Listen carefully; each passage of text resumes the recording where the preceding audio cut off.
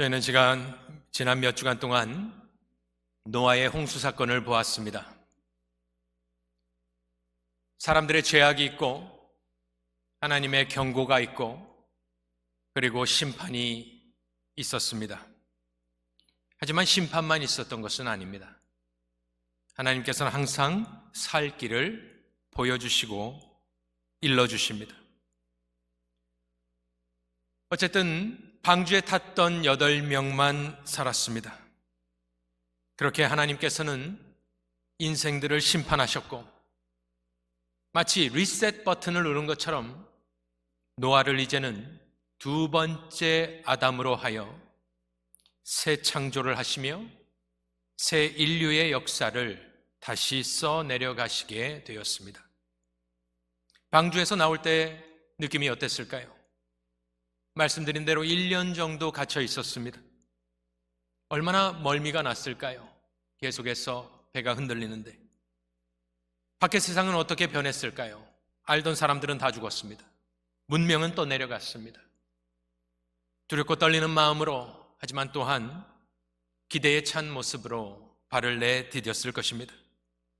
그렇게 새 인류의 아버지 노아는 방주에서 나오자마자 믿음의 사람답게 예배를 드립니다.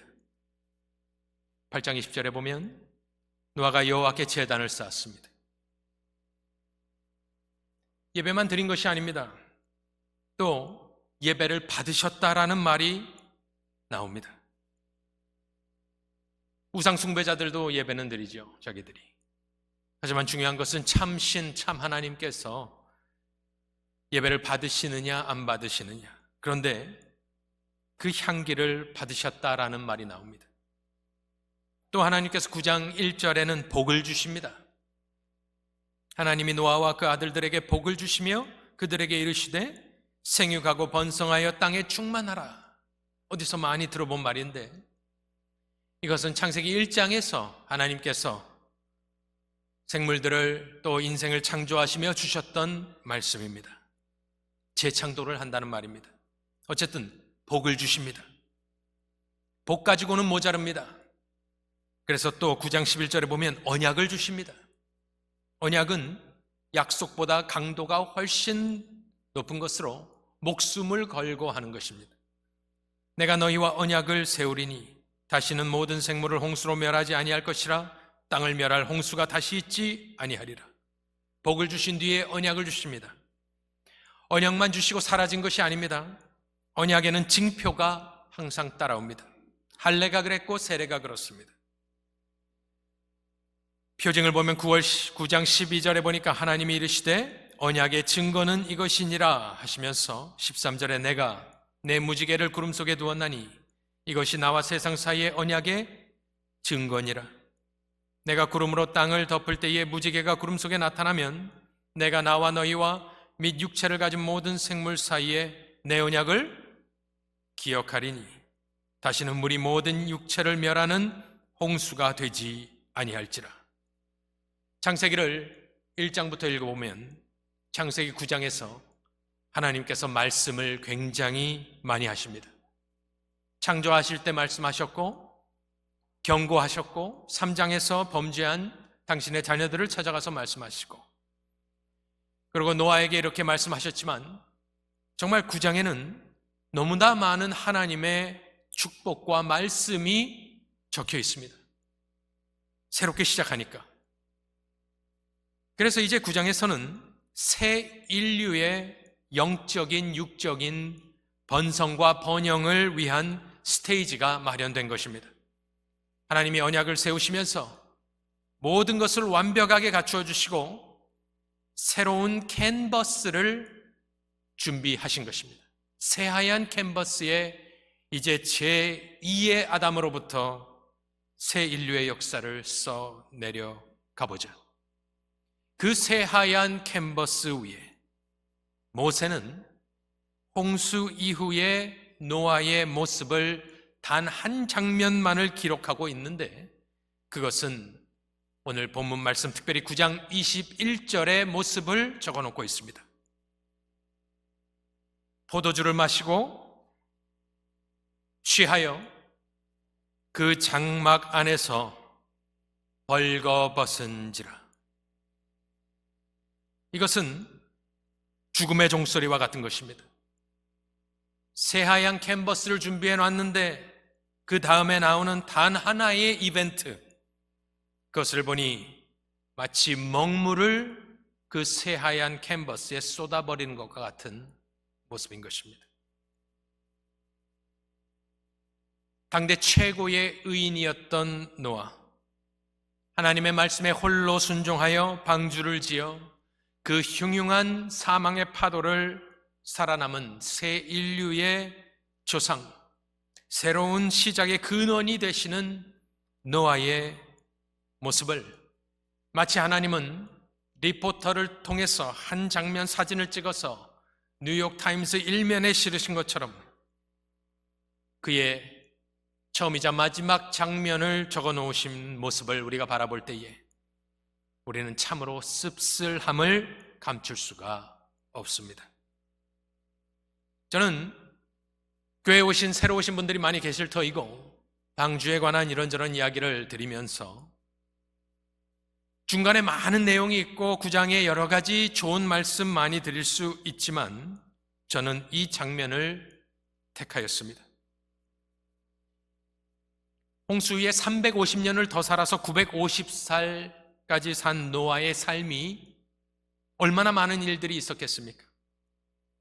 아시는 대로 예배를 드린 사람이기 때문에 예배의 장면을 더 적어 놓았을 수도 있고 여러 가지 아름답고 거룩하고 의로운 모습을 적어 놓을 수 있었지만 성령은, 모세는, 성경은 이 노아의 마지막 장면, 술을 마시고 취해서 텐트 안에서 옷을 다 벗고 자고 있는 모습을, 그것을 기록하며 후대에게 전하고자 하시는 메시지는 무엇이냐? 바로 새로운 시작은 없었다라는 말입니다.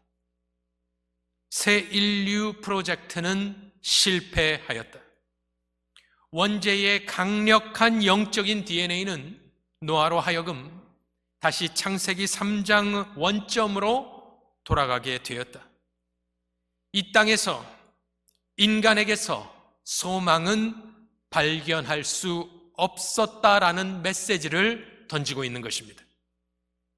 이 장면을 잊지 마시기를 바랍니다. 노아의 그 모습을 9장 21절을 확대해서 프린트해서 여러분들 마음의 벽 속에 걸어 놓으십시오. 노아는 보통 사람이 아니었습니다. 저와 여러분은 노아를 따라갈 수 없습니다. 6장 8절 이하를 보면 그러나 노아는 여호와께 은혜를 입었더라. 이것이 노아의 족본이라. 노아는 의인이요 당대의 완전한 자라. 완전한 사람 있으면 한번 손 한번 들어보십시오. 100년 동안 방주를 지을 수 있는 사람 손 들어보십시오. 노아는 의인이요 당대의 완전한 자라. 그는 하나님과 동행하였으며 그의 증조 할아버지 에녹은 어떻게 되었죠? 하나님이 데려가셨습니다. 딱 두 사람의 동행했다는 이야기는 그의 증조 부인 에녹과 당대의 최고 의인 노아 두 사람뿐입니다. 세 아들을 낳았으니 셈과 함과 야벳이라. 우리는 저 말을 읽을 때 3명 아들을 낳았나 보다 하지만 칼빈은 이것을 어떻게 주석하느냐? 수백 년을 산, 우리가 수요 예배 때 본 것처럼 인류의 조상들은 수많은 자손을 낳았는데 유독 노아는 3명의 아들만 낳았다. 왜냐? 그는 다가올 심판을 알았기 때문에 아이들을 많이 낳지 않았다라고 이야기를 했습니다. 즉 이 노아는 뽑고 뽑아 그 시대의 가장 거룩하고 위대한 주의 자녀이자 종이었던 것입니다. 하지만 결론은 무엇이냐? 그런 노아도 아담의 후예일 뿐이었다라는 말입니다. 그 위대한 노아에게서 오늘 이벤트에서 어떤 일들이 있었습니까? 술 취함이 나왔습니다. 방탕함이 나왔습니다. 부자의 관계가 깨어졌습니다. 수군덕거림이 있었습니다. 자식을 향한 예언적 저주가 입에서 나왔습니다. 그 결과 형제들 간에 앞으로 주종 관계가 성립이 되었습니다. 인류의 역사의 흐름을 결정짓는 중대한 사건이 오늘 일어났습니다. 얼핏 보기에는 이것이 도대체 무슨 일인가 생각이 되지만 어쨌든 이 예언대로 되었습니다. 결론은 다시 말씀드리지만 홍수의 심판이 인생을 새롭게 하지 못했다라는 것입니다. 실패했다라는 것입니다. 하나님이 실패한 것은 아닙니다. 인생이 죄악 가운데 실패한 것이고 하나님은 종래에는 신실하셔서 그 언약을 지키심으로 말미암아 예수 그리스도를 보냄으로 승리하시고 그의 신실하심을 우리에게 증언하셨지만 인생은 여전히 똑같았다라는 말을 하고 있는 것입니다. 이 사건은 우리를 어리둥절하게 만듭니다. 왜냐하면 너무 뜬금없습니다. 하필이면 이런 이야기를 적어 놓았는가? 또 자기가 잘못해서 술 취해서 벗고 자놓고 엉뚱한데 화풀이를 하는구나. 하체를 보고 나가서 이야기하는 것이 무슨 저주를 받을 만한 일인가? 또 함이 그렇게 하였는데 왜 엉뚱한 가나안이 저주를 받는가? 꼬리에 꼬리를 물면서 이 사건은 우리를 당황하게 만듭니다. 오늘은 시간이 없기 때문에 그냥 간단하게 몇 말씀만 좀 드리자면 셈과 함과 야벳 순서는 그렇게 되어 있지만 9장 24절 때문에 셈과 야벳과 함이 마지막이었다라고 보통 성경학자들이 이야기를 합니다. 이 세 명은 민족들의 아버지가 됩니다. 10장에 보면 그의 자식들의 이름들이 쫙 나오는데 그들이 어디로 퍼졌는지를 따라가 보면 그 후예들이 정확하게 나옵니다. 거의 정확하게 나옵니다. 그래서 셈족은 메소포타미아와 아라비아, 야벳은 소아시아, 터키입니다. 함족은 북아프리카와 가나안을 점령하고 살아갑니다. 물론 조금씩 다 겹치기는 합니다만은 어쨌든 그들이 그런 우리가 보통 이야기하는 아시아인들, 유럽인들, 또 아프리카인들의 조상이 되었다라고 보통 우리가 인식을 합니다. 가나안이 저주를 받는 것, 글쎄요, 여러 가지 이유를 우리가 생각해 볼 수 있겠습니다만은 저는 이 말씀을 딱 읽으면서 가장 먼저 마음에 딱 들었던 것은 무엇이냐면은 가나안은 저주를 받아 종이 되기를 원한다. 문득 생각났던 것은 이 창세기를 누가 듣고 있습니까? 혹은 읽고 있습니까? 광야 생활하던 이스라엘입니다. 모세가 모세오경을 썼다면 분명히 광야 생활 가운데 썼을 것인데 그러면 앞으로 이스라엘은 가나안 정복 전쟁을 하게 되어 있습니다. 그래서 성령의 감동으로 모세가 하고 싶은 말은 가나안은 저주를 받은 민족으로 너희들은 그들이 하나님의 심판을 임하게 하는 도구이기 때문에 용기를 내어 전쟁에 임하라 라는 메시지도 분명히 숨어 있을 것입니다. 그리고 그것은 이스라엘이 가나안 정복 전쟁을 했을 때 저 말씀은 그대로 이루어졌습니다. 가나안 족속은 이스라엘의 종이 되었던 것입니다. 26절에 셈의 하나님 여호와를 찬송하리로다 이야기를 하였습니다. 셈의 하나님, 이 셈족은 아브라함 또 예수님이 혈통적으로 나오게 되는 족보가 됩니다. 그래서 셈의 하나님 여호와를 찬송하리로다 이야기를 하고 27절에 하나님이 야벳을 창대하게 하사 셈의 장막에 거하게 하시고 야벳의 자손 중에 10장 4절에 보면 야완이라는 사람이 나오는데 영어로는 자반입니다. 이 야완은 다름 아닌 헬라 사람들로서 이 야벳은 터키와 헬라 그쪽으로 퍼져가는 유럽인들의 조상이 되었다 이야기를 합니다.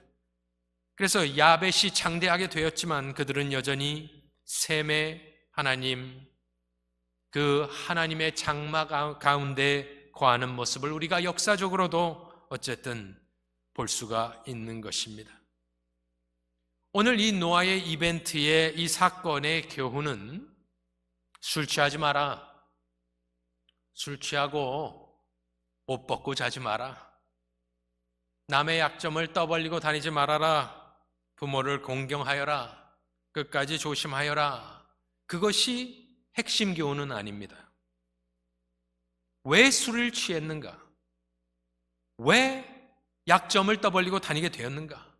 왜 부모를 공경하지 않게 되었는가? 그 원인이 중요한 것이지 다른 것들에서 우리가 한눈을 팔 것이 아니라, 그렇다면 주된 교훈은 죄에 관한 이야기입니다. 홍수 이후에도 원판은 바뀌지 않았구나. 죄의 보편성을 우리가 알 수 있습니다. 죄에서 자유로운 사람은 없구나. 그 위대한 노아도 넘어졌구나. 죄의 집요성은 어떤가요? 죄는 사냥개처럼 끝까지 인생을 추적하는구나. 쉬지 않는구나. 끝이 없구나. 죄는 끝까지 우리를 쫓아오는구나. 죄의 교활함과 민첩함은 어떻습니까? 창세기 4장 7절에 죄를 호랑이처럼 죄가 문 앞에 엎드려져 있는 모습을 기록하고 있습니다. 방심할 때 덮친다는 말입니다. 교활하고 민첩합니다. 죄의 추악성은 어떻습니까? 고주망태가 되어 널브러져 있는 이 노아의 모습은 성도의 모습을 파괴하고 있습니다. 자녀들의 비웃음거리가 되었고 세상의 비웃음거리가 되는 것입니다. 죄가 얼마나 무서우냐?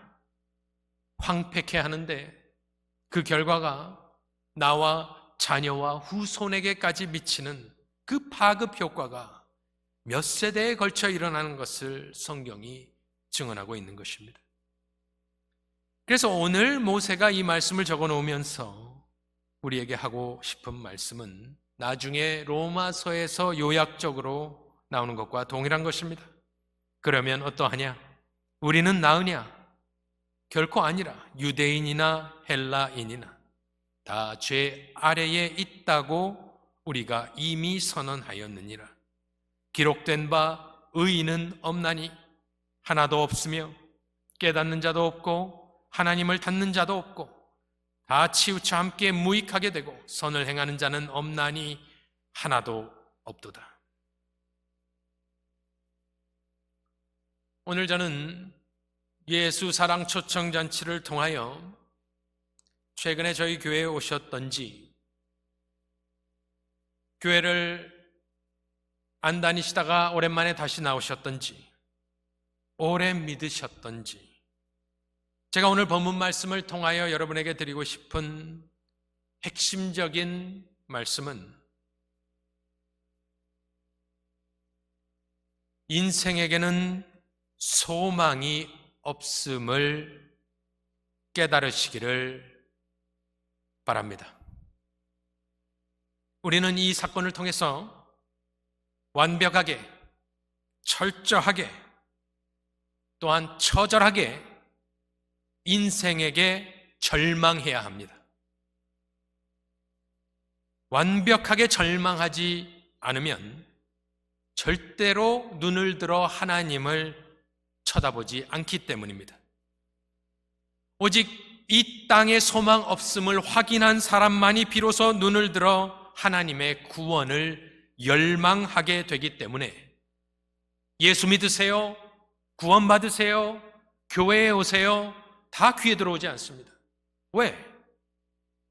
아직 나에게 소망이 있다고 생각하기 때문에. 이 세상에 소망이 있다고 생각하는 사람에게는 그 어떤 얘기도 들려오지 않습니다. 마치 노아가 수많은 사람들에게 경고하였지만 듣지 않았던 것처럼, 비웃었던 것처럼. 왜 비웃었을까? 인생에 좌절하지 않고 이 땅에 소망을 두고 살았기 때문에 그랬던 것이죠. 저는 오늘 여러분들이 또 저도 철저하게 인생에는 우리에는 소망이 없음을 확인하며 하나님께만 소망을 두실 수 있기를 간절히 축원합니다. 남은 시간 동안 저는 세 부류의 사람들을 생각하며 적용을 해보도록 하겠습니다. 이 말씀을 어떻게 적용할 것이냐? 세 부류의 사람들을 향하여. 첫 번째 사람들은 처음 교회에 오셨거나 교회가 무엇인지를 모르거나 예수가 무엇인지를 모르는 사람들에게 말씀을 드리고 싶습니다. 하나님께서는 항상 경고의 메시지를 주셨습니다. 그것은 그 말을 듣고 돌이켜 구원을 받으라는 말씀이었습니다. 그런데 오늘 이 본문 말씀을 통해서 인생에게는 소망이 없는데 아무리 홍수로 이 세상을 심판하셔도 그 다음에 나타난 노아와 그의 후예들은 여전히 똑같은 모습, 홍수 이전이나 이후나 똑같은 모습을 바라볼 때 우리의 소망이 어디에 있겠느냐? 새 창조의 역사는 어디에 있겠는가? 그것은 어디에 있느냐? 바로 예수 안에 있다고 나옵니다. 고린도후서 5장 17절에 보니까 하나님이 말씀하시기를 그런즉 누구든지 그리스도 안에 있으면 새로운 피조물이라. 이전 것은 지나갔으니 보라 새 것이 되었도다. 아무리 윤리적으로 깨끗하게 살려고 애를 쓰는 것도 의의는 없다라고 이미 들으셨고, 홍수가 임해서 많은 사람들이 쓸려가고 심판을 받았지만 노아와 그 후예들은 여전히 우리는 같은 밀가루 반죽에서 나온 사람들입니다. 누구는 칼국수가 되고 누구는 수제비가 되지만 다 똑같은 밀가루 반죽이에요. 죄로 뭉쳐진 사람들이란 말입니다.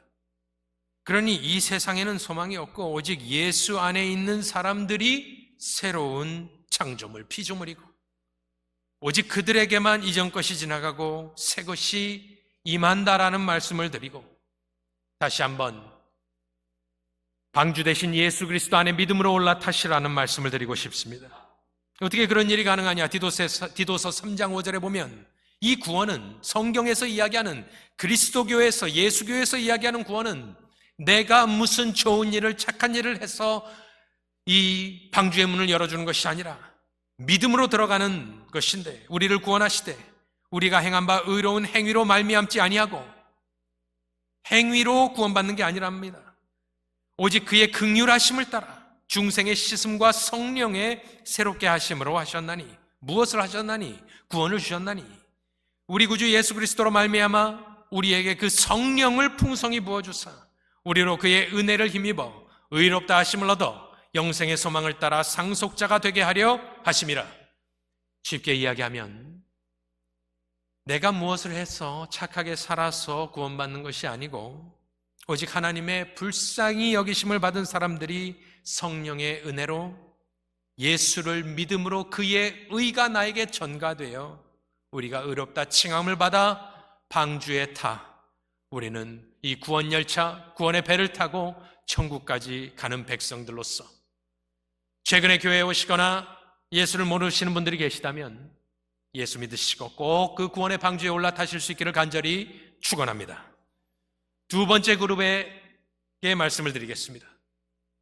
두 번째 그룹은 어쨌든 신앙생활 하는 분들입니다.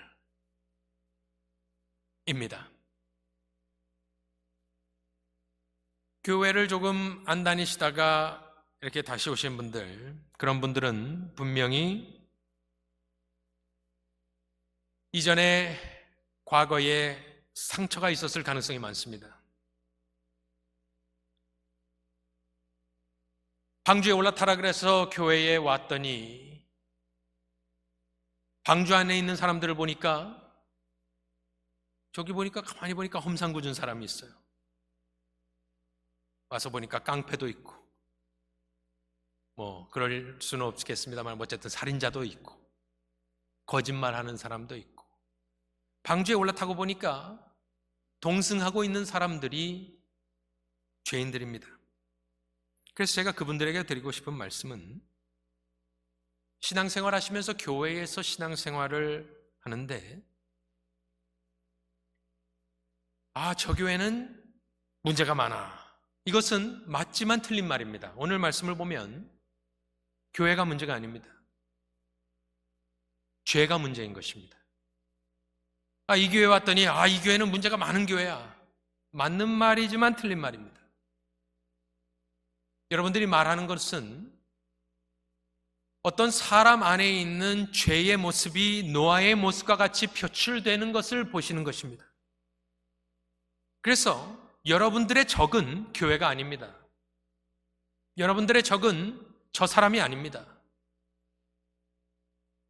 죄가 우리의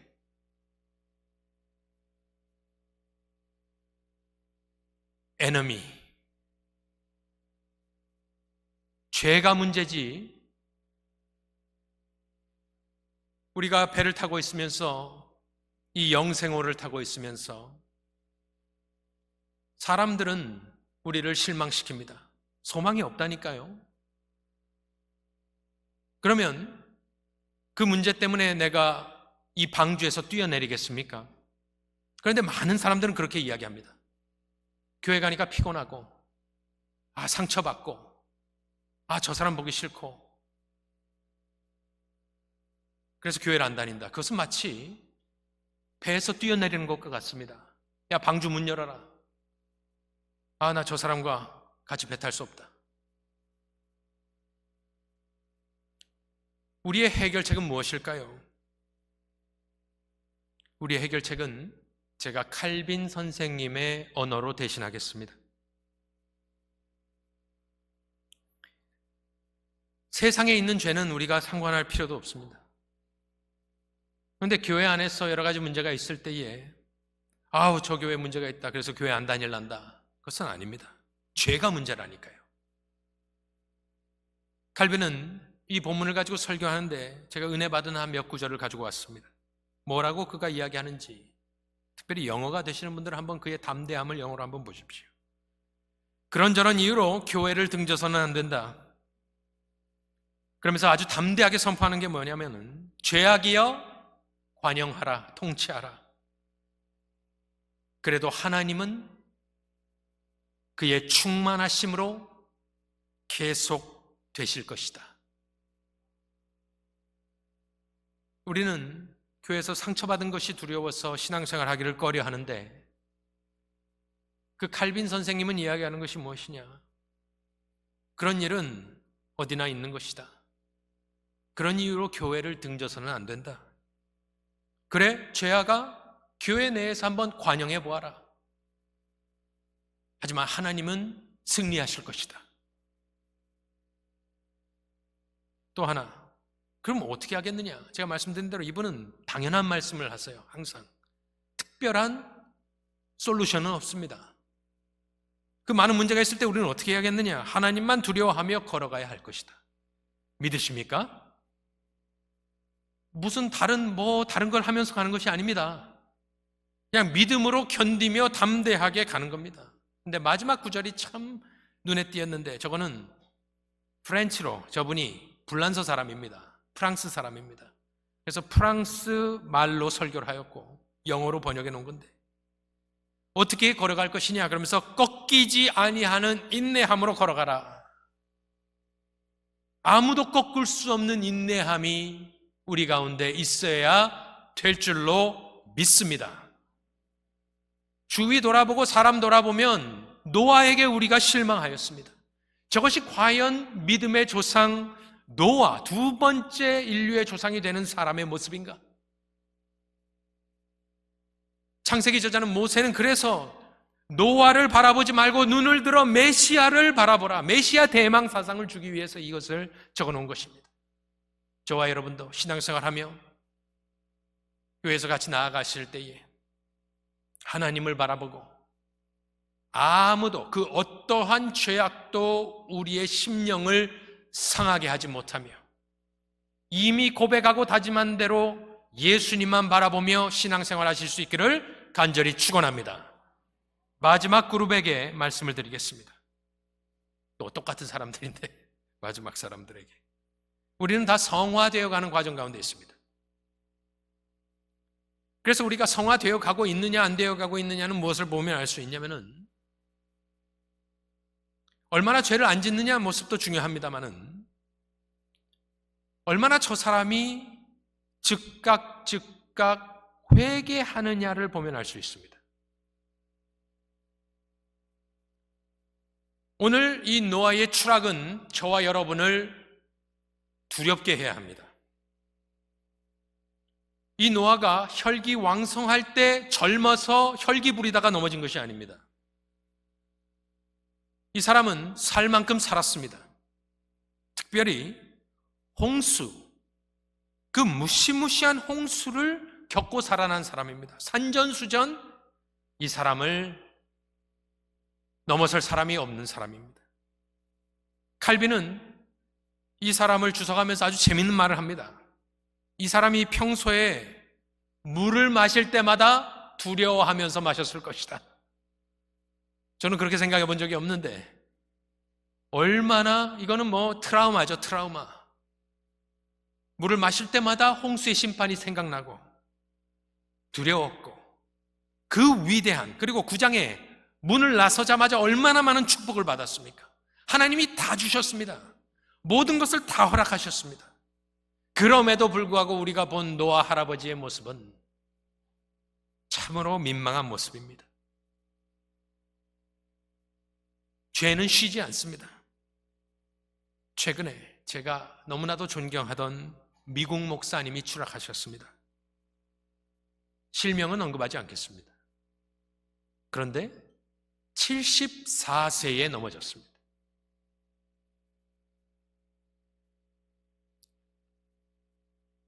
갑자기 넘어진 것처럼 보이지만 그렇지 않습니다.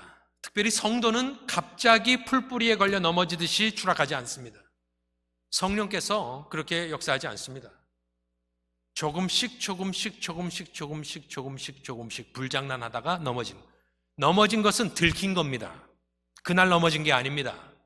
세상에게 들킨 날이 그날이지, 그 들키기 전날까지 계속해서 불장난을 하는 것. 왜 그럴까? 왜 넘어질까? 회개하지 않기 때문에. 완벽한 사람은 없기 때문에 죄 지을 수 있고 유혹받을 수 있습니다. 하지만 우리가 그것을 철저하게 회개를 했더라면 거기에 걸려 넘어지진 않지요. 사단이 갈고리를 성벽으로 딱 던져서 걸고 성벽을 타고 올라오는 것처럼 회개를 하면 이게 미끄러워서 걸릴 수가 없습니다. 그렇지 않겠습니까? 그런데 왜 우리가, 사람들이, 저와 여러분이, 또 이런 유명하신 분들이 왜 넘어지느냐? 회개하지 않기 때문인데, 궁극적인 이유는 무엇이냐? 하나님을 두려워하지 않기 때문입니다. 왜 하나님을 두려워하지 않느냐? 보이지 않으니까 믿지 않는 겁니다. 그분들이 믿음이 없다라고 극단적으로 이야기하지 않겠습니다만은 어쨌든 인생은 하나님을 믿기가 힘든 거예요. 그 위대한 노아가 넘어졌다면, 또 그 위대한 사람들도 넘어질 수 있다면 저와 여러분은 두려워해야 합니다. 오직 이 노아의 모습을 보면서 두려워하는 사람들만이 지금 제가 전하는 말씀을 귀에 듣고 있는 겁니다. 두려워하지 않으면 그냥 한 귀로 듣고 나가는 거예요. 하나님을 두려워하는 만큼 내가 회개하는 것이고, 그만큼 나는 성결한 모습을 하나님 앞에 살 때 하나님께서 은혜를 주시는 것입니다. 우리가 진짜 하나님을 믿는지 안 믿는지 점검해 봐야 된다는 말이에요. 결국엔 그거예요. 죄를 지었다, 무너졌다, 넘어졌다, 유혹을 받았다, 다 그것은 이펙트고요, 결과고요. 결국에는 무엇이냐? 믿지 않는 거예요. 두려워하지 않는 이유도 믿지 않는 거예요. 보이지 않는 하나님이니까 안 무서운 거예요. 그게 결론입니다. 우리 신앙 선배들이 웨스트민스터 신앙 고백서를 쫙 적어놨습니다. 33챕터가 있는데, 33장이 있는데 다 사무적이에요. 그런데 딱 두 가지 챕터만, 두 가지 장만 그 이름이 조금 다릅니다. 다른 거는 뭐 자유의지, 칭의, 교회, 성례 뭐 이렇게 되거든요. 그런데 딱 두 챕터만, 두 장만 그 이름이 조금 다릅니다. 그것은 그들이 이것을 중요하게 생각했다는 것입니다. 14장, 15장인데 14장은 믿음입니다. 그런데 믿음에 관해서 설명하는 것이 아니라 구원에 이르게 하는 믿음, 영어로는 saving faith라고 해놨어요. 그냥 faith 해도 되죠. 믿음 그래도 압니다. 그런데 그들은 어떤 믿음을 이야기하느냐? 구원받게 하는 믿음은 도대체 어떤 믿음이냐? 그분들이 생각해서 성경적으로 정리해 놓은 게 있어요. 그리고 믿음 다음에 동전의 양면성을 가지고 이야기하는 것이 회개입니다. 그런데 회개 이렇게 적어놓지 않았어요. 그 유명하신 웨스트민스터 그걸 쓴 분들은 생명에 이르게 하는 회개라고 적어놨습니다. 다른 챕터들은 그렇게 적어놓지 않았어요. Repentance unto life라고 적어놨습니다. 생명에 이르게 하는 회개. 그 말은 우리 예수교에서 가장 중요한 게 회개와 믿음입니다. 다른 것들은 몰라도 돼요. 제일 중요한 거, 이 구원의 방주에 타기 위해서 가장 중요한 거, 동전의 양면성과 같이 회개하고 믿어야 되는데, 그 회개는 우리 신앙의 선배들은 회개하든지 말든지 상관없습니다가 아니라 이 회개를 해야지만 생명에 이른다. 회개는 너무나 중요하다. 그분들이 써놓았는데, 그분들이 써놓은 그 많은 말 중에 아주 짧은 말인데 제가 그전에도 한번 소개를 해드렸습니다. 인생이 써놓은 회개에 관한 언어 중에 가장 마음에 와닿는 언어인데 그것은 네 번째 나오는 겁니다. 혹시 준비가 되었는지 모르겠습니다만은 그렇습니다. 네 번째 패러그래프에 생명에 이르게 하는 회개는 어떤 회개냐 설명을 하면서 이렇게 이야기를 합니다. 저주를 받지 않을 만큼 작은 죄도 없고 진정으로 회개하는 사람을 저주받게 할 만큼 큰 죄도 없다. 그러니 회개하여라. 네 죄가 작다고 생각하느냐? 저주받는다. 네 죄가 크다고 생각하느냐? 용서받을 수 있다. 얼마나 멋있게 그들이 써놓았습니까? 노아는 베드로후서 2장 5절에 보면 배만 짓고 아이고 우리 애들을 살려야겠다 한 사람이 아닙니다. 그는 베드로후서 2장 5절 오직 의를 전파하는 노아라고 나오는 걸 보면 그는 설교자였고 목사와 같은 사람이었습니다. 전도자였습니다. 배 짓는 동안 한 약 100년 동안 그는 수많은 회개의 메시지를 던졌습니다. 하지만 노아는 우리와 같은 성정이 우리와 같은 사람이기 때문에 하나님의 은혜와 긍휼이 필요한 사람이고 그의 후예로서 이제 예수님이 오시는데 예수님은 죄 없는 사람인데 그분도 설교자였습니다. 마태복음 4장 17절에 보면 예수님이 이 땅에 와서 가장 먼저 무슨 말을 했을까요? 무슨 말을 설교했느냐? 저기 나옵니다. 간단하게. 그런데 하늘에서부터 육신을 입고 오셔서 무엇이라 하느냐? 이르시되 회개하라. 회개하라. 천국이 가까이 왔느니라. 저와 여러분들 오늘 이 말씀을 통하여서 하늘을 바라보시길 바랍니다. 우리 삼위일체 하나님, 우리 하나님을 바라보시고 이 세상에 사람에게 소망을 두지 마시고 그분만 바라보시면서 걸어가시되 우리 하나님을 두려워하시며 회개하시며 걸어가실 수 있기를 바랍니다. 그럴 때 하나님께서 꺾을 수 없는 인내를 선물로 주심으로 말미암아 저와 여러분 하나님께 영광 돌려드리는 존귀한 주의 자녀들 다 되시기를 우리 구주 예수 그리스도의 이름으로 축원합니다.